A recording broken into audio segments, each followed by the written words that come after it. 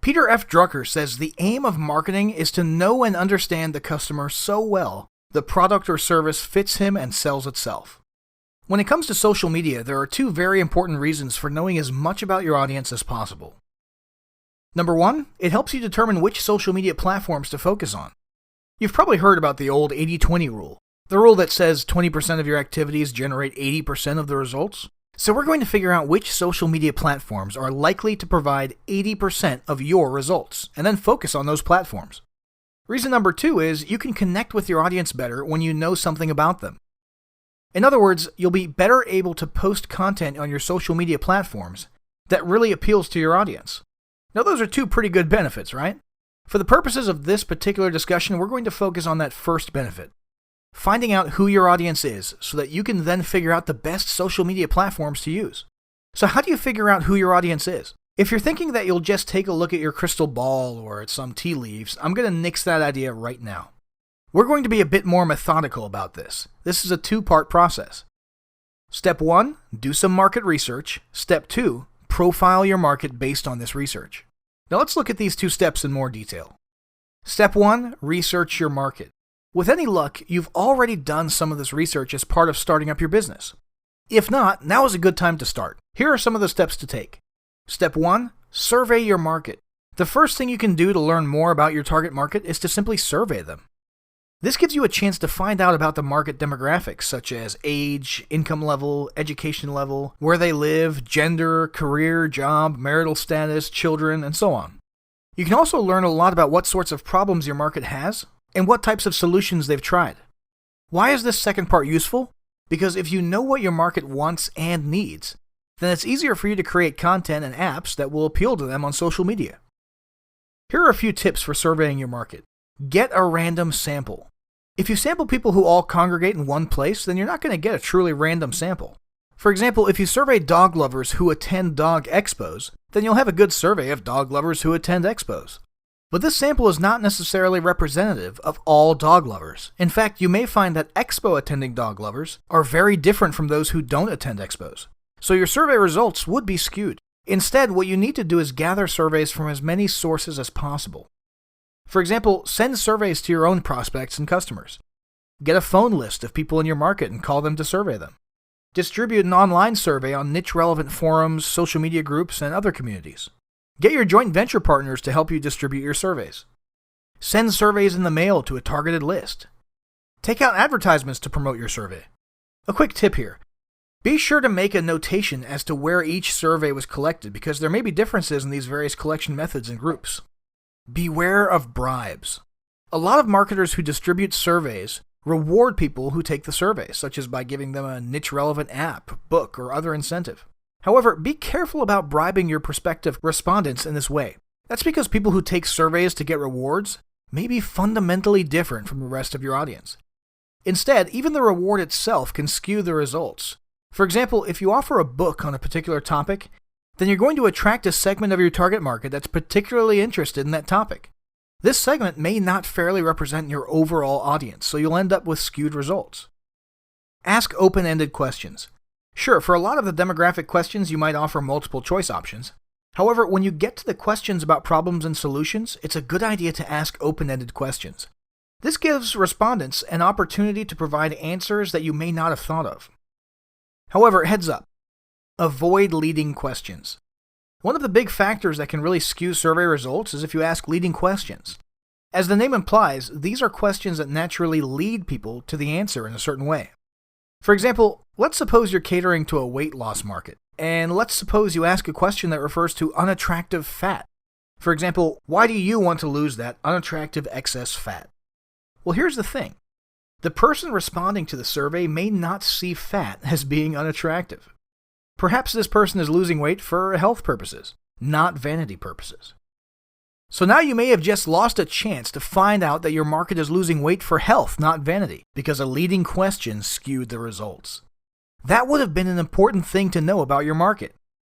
So the point, be sure you're not injecting your opinions and values into your survey's questions. It's a good idea to have at least one or two other trusted people go through your survey questions to be sure you're not asking leading questions. And now for the next market research step, research the demographics. In many cases, there are other companies, university-funded researchers, and other organizations that have already collected a large amount of data on your market, and they're sharing it freely online. All you have to do is go to Google or Bing and search for your niche along with a search term such as demographics. For example, dog owner demographics, or dog owner data, or dog owner survey results. But heads up, the key to good data is to be sure you can trust the organization that has collected and distributed that data. For example, Billy Bob's survey results and Bull Stud Rentals probably isn't your most trusted source of data. Instead, turn to organizations such as universities or .edu sites. Just be sure that any data you're uncovering is being presented by the university, a professor, or other official source. In other words, be sure you're looking at scientifically collected data and not a fake sample survey that a statistics professor put up to teach data collection and results. Peer-reviewed papers and journals. You can find many of these journals by searching Google Scholar at scholar.google.com.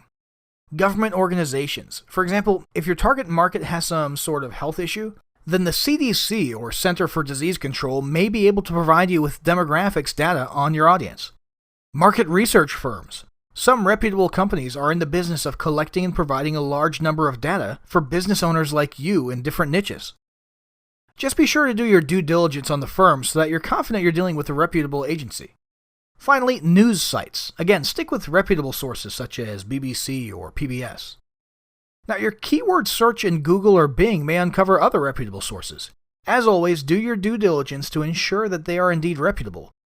And no matter where you get your data, check to find out how that data was collected. This will help you uncover potential bias or skewed results. Next up, check with Alexa. Many people use Alexa.com to get a sense of how much traffic a site gets relative to other sites in a niche.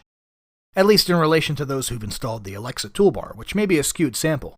However, Alexa also provides some rudimentary demographic information on web visitors, such as their browsing location, education, and gender. Tip: if you use this method, search multiple sites in your niche to ensure that the demographic information is pretty uniform across closely related sites. While you shouldn't use Alexa in isolation to determine anything about your market, you can use it to confirm the results you've gathered from other sources. Next, use a quick and dirty method. Facebook has an incredibly targeted ad platform which lets you narrow or broaden your audience on a large set of demographics and even behaviors. Thus, you can use this ad platform to get a quick and dirty idea of the demographics of your market. Tip: just pretend like you're going to place a Facebook ad. You don't need to go all the way through the payment steps. Just go into the ad manager far enough to play with the audience demographics. For example, let's say you're J.K. Rowling and you want to know who's reading your Harry Potter books. What you do is you go into Facebook Ad Manager and select people who've shown interest in Harry Potter.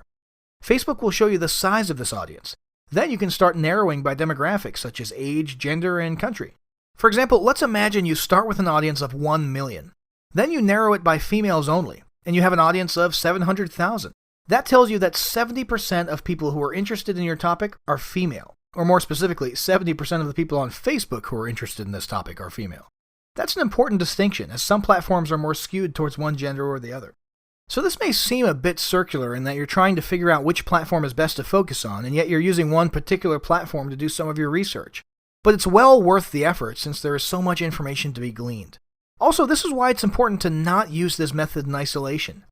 I mean, it's great if you later find out that your audience is likely to congregate on Facebook, but it's not as useful if there are actually very few members of your target market on Facebook, as the results may be skewed somehow. Other methods. So what we've talked about above will give you a good idea as far as the demographics of your audience. For now, we're focusing on this because we want to figure out which social media platform your audience is most likely using. However, you may want to do additional market research beyond demographics to better understand your audience. As mentioned previously, this will help you with your overall social media strategy. When you have a good understanding of what your market wants, then you'll know what kind of content to share with them. Here are some additional tips for gathering information beyond demographics. Eavesdrop on your market. While you can certainly do this both online and offline, the easiest way to do it is online. Specifically, follow the communities in your niche, such as forums, blogs, and groups, to find out what your market is talking about. Take note of which topics get a lot of discussion and which ones seem to come up repeatedly.